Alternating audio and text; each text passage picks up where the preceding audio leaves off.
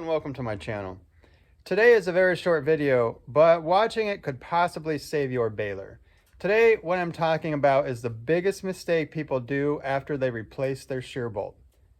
What is that, you're wondering? It's simple. Not understanding the reason the shear bolt broke in the first place. If you replace that shear bolt once it breaks and you don't know why it broke, you can possibly destroy your baler. So I'm making this video after I've seen countless questions on Facebook group and Facebook groups like New Holland Balers and whatnot, on hay forums. You'll get someone in there that says, hey, I was baling, broke a shear bolt in the flywheel, broke a shear bolt on the knotters, went ahead and replaced it, fired it back up, destroyed the knotters and the needles.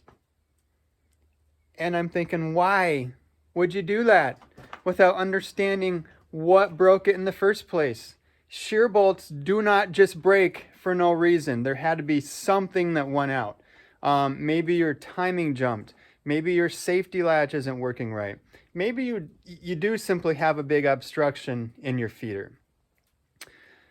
That being said, if you break a shear bolt on your flywheel, stop, figure out why you did it. Maybe you got a big plug. There was one case where I broke a shear bolt on my flywheel, thought I had a big plug of hay going through it, removed the plug, fired it up, snapped right away. Well, there's still a little bit more hay in the bottom of the feeder by the pickup tines. So I was just brushing that away, and I actually found a tedder arm in there. So that's why my shear bolt broke. But another example for you.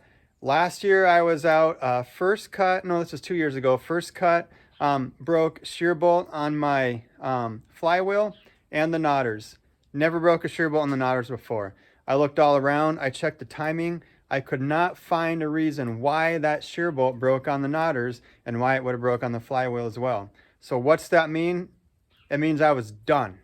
If I can't find out why those broke, I'm done. We're done baling. I'm not simply going to replace it and risk blowing my whole baler up. So I hauled it out of the field, checked it out some more later.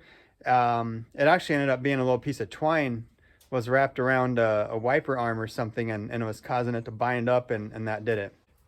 And just in case you are new to square balers, there are two shear bolts you need to be concerned with. The first one is right here, the flywheel shear bolt. I do have a video on replacing these, and that is accessible by the back of the flywheel. The second shear bolt, come around to the side, is on your knotters, and it's this little guy right here. Now, there is a special shear bolt you should use for these. Don't just go to the hardware store and use a grade 5 or whatever bolt. I highly recommend getting the special New Holland shear bolts because they are the right hardness, and the bolt will actually have a slightly different shape to the neck of it than a regular hardware bolt, which causes it to break off cleanly instead of kind of smear, which will allow it to come out of the flywheel easier if it does break. And here's another quick point to remember if you do have to replace your shear bolt. Inside here, there's a safety latch that pops out right here. It's currently recessed inside, but my finger's touching it right now. That safety latch will come out, so it stops the flywheel arm or the crank arm from swinging back there, which will cause the plunger to not strike the needles, because that safety latch comes out when the needles are up inside the knotters.